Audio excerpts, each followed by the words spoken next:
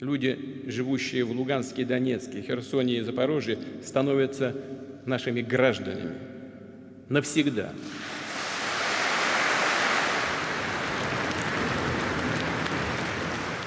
Глава Донецкой Народной Республики Денис Владимирович Пушилин.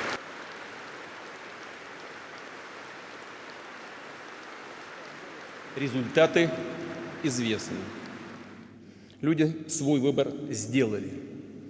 Однозначный выбор.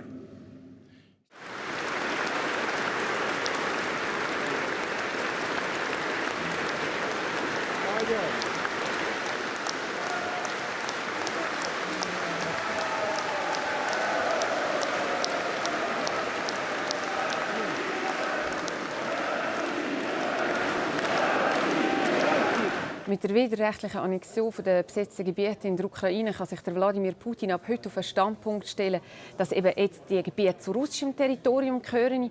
Und natürlich ist das gegen das Völkerrecht, aber der Wladimir Putin kann dann ab heute sagen, dass er eben beispielsweise auch taktische Atomwaffen im Krieg gegen die Ukraine einsetzen wird. Und darum haben viele Leute in der Ukraine Angst, dass ab heute der Beschuss durch Russland noch heftiger könnte werden, als er bis jetzt war.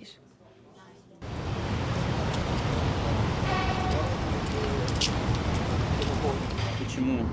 Ну, исконно русские территории возвращаются в состав Российской Федерации. Разве это плохо?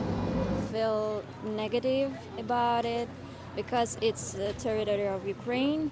I think it is historically Russian territory. I think it's a total disaster, not only for Ukraine, but also for the Russia. Чем вероятнее ложь, тем быстрее в него поверят. Вот так и действует по этому принципу. А также нынешние партнеры и союзники США.